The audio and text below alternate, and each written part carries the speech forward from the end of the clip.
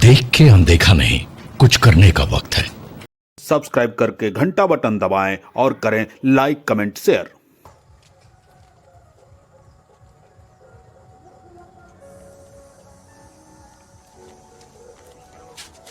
गोर लागेनी बाबा ये तनी एगो टिकट दी ना। कांगी बे ए हौ का नाम होबे दुनू रिलेशन में एक जगह ना पड़ला। जगह के नाम बताओ। अरे जगह के तो नाम याद नहीं है बाबा।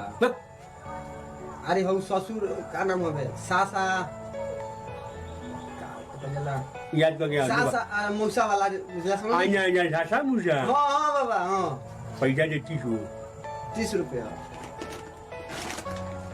पहले 30 रुपया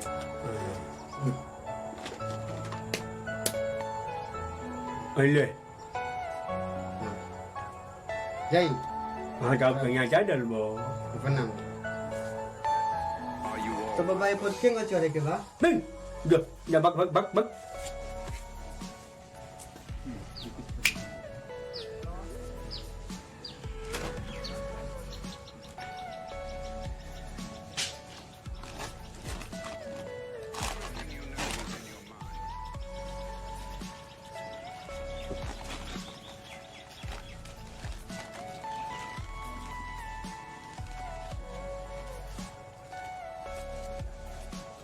चलो बैठला पर जाते नहीं के चलते नहीं के खड़ा होला पर उठते नहीं के हम कैसे जाएं सरसा में से केकरा से पूछी अभी या तन यही भाई से पूछे।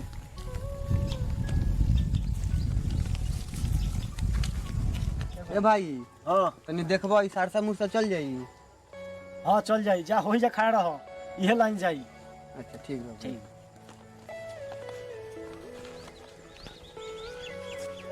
ए भाई हई लाइन में जाई है ने कि हई रुतवा जाई। अरे होई जाई हई हाँ हाँ अच्छा ठीक वही जा खड़ा रहो।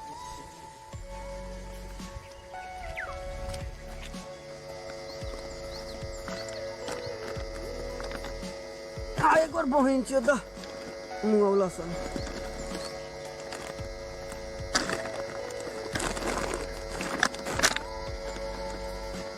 कहाँ जाता है।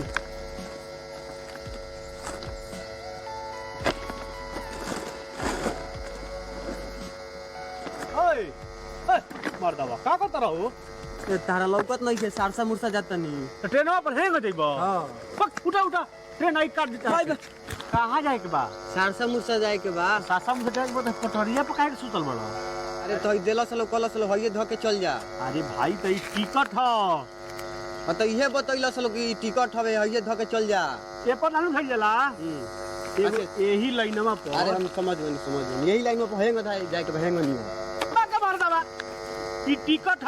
हां हम समझत नहीं टिकट ठीक बा कोनो बात नहीं। यार बड़ा खत्म आने बड़ा काट तू हैंग उठा। ना जाई अरे यार कब ट्रेन में चढ़ल बड़ा ना जानो और टिकट ह ई टिकटवा लेके यही जी बैठा रह पर एगो आई गाड़ी देखले बड़ा देखले कहियो तो लाल रंग के होई ठीक बा आ धुआं फेंकत होई ठीक बा लाल रंग के होई का फेंकत होई धुआं वही पर चढ़ जाई ह आ हई वही में दे दी केवाई मांगे तो ओकरा के दी ह ठीक बा।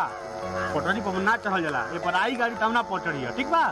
फिर आराम से बैठ जा ए इंतजार कर जानला बस बुझ गेल नु हाँ। बैठ ए इंतजार कर हम पीछे रह ए जे बैठ रह हेही में आई कि कहीं ए भाई अब का भइल यार मतलब हेही में आई कि रुतवा काट के दूसरा ट्रेन चल जाई कहीं बाईपास ना जाई। ई खुरास्ता ना जाले हां यही रास्ता पर जाई तू ए जी बैठ ठीक बा। ठीक बा हमरो चले के भाई ट्रेनवा से अभी टाइम बा ट्रेनवा में आवे में ना कहीं खुरास्ता चल जाई तो फिर हम यही जब बैठले रह ना ना यही पर जाले हुए केगो रास्ता बा ओकर। अच्छा ठीक बा ठीक बा फिर हमहू आवत नहीं हमरो चले के बा। हां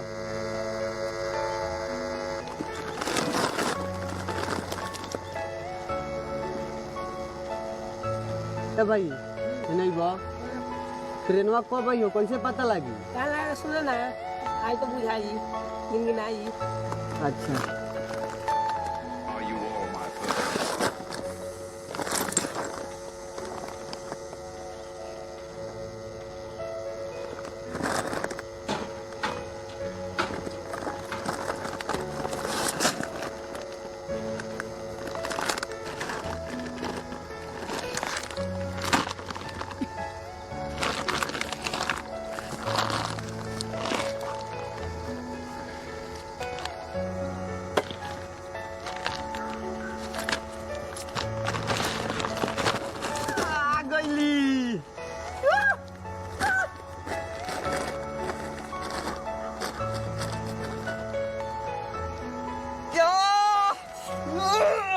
दम इंतजार नहीं के होत आजा हैं गलत बात ना रूट नहीं के बट के हैं हे पर चलो टिकट कटैले बानी हे पर चलो